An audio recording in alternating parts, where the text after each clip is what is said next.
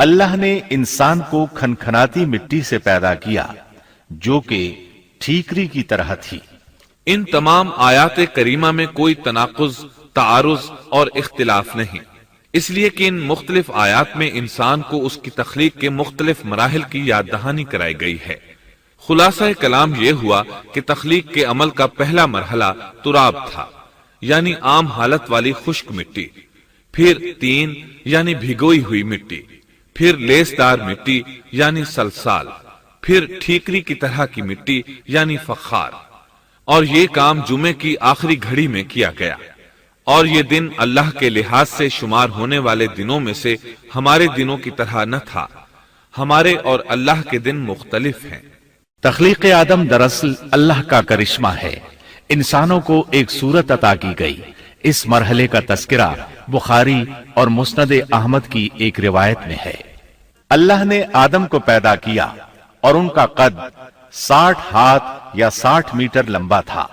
تمام جنتی لوگ اس قد آدم کے ساتھ جنت میں داخل ہوں گے، اور اس وقت سے لے کر آج تک مخلوق کا قد کم ہوتا چلا آ رہا ہے۔ بعد والے لوگ گزشتہ زمانے کے لوگوں سے ہمیشہ چھوٹے قد کے ہوتے چلے آ رہے ہیں۔ بہرحال سب سے پہلے اور سب سے لمبے انسان آدم علیہ السلام تھے۔ امام احمد نے منفرد طور پر ایک روایت بیان کی ہے۔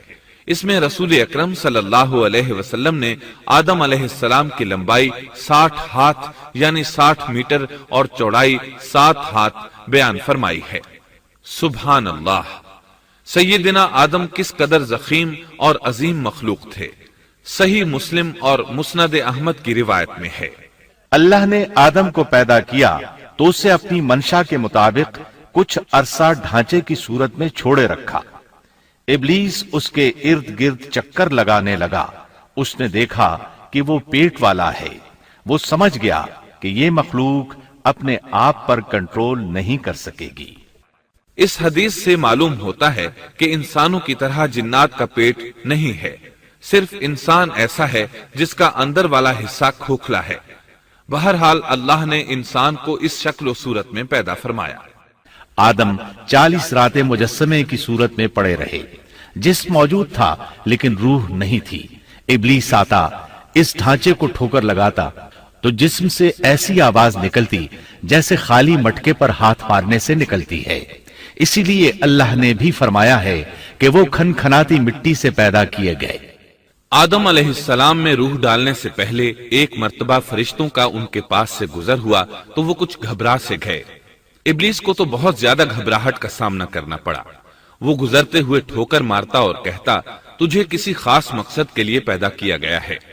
یہ کہہ کر وہ آدم کے منہ میں داخل ہو جاتا اور کمر کے راستے باہر آ جاتا اور فرشتوں سے مخاطب ہو کر کہتا، اس سے گھبرانے کی کوئی ضرورت نہیں۔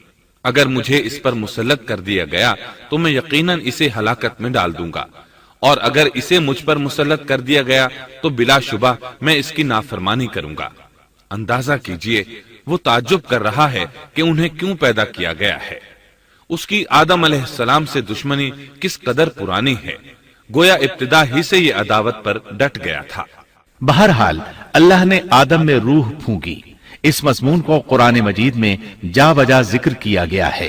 اللہ تعالی فرماتے ہیں، جب میں اس کو ٹھیک ٹھاک کر لوں اور اس میں اپنی روح پھونک دوں تو تم سب اس کے سامنے سجدے میں گر پڑنا۔ ایک اور جگہ فرمایا، اللہ تعالی کے نزدیک عیسیٰ علیہ السلام کی مثال ہو بہو آدم علیہ السلام کی مثال ہے۔ اللہ نے انہیں مٹی سے بنا کر کہا، ہو جا، وہ ہو گئے۔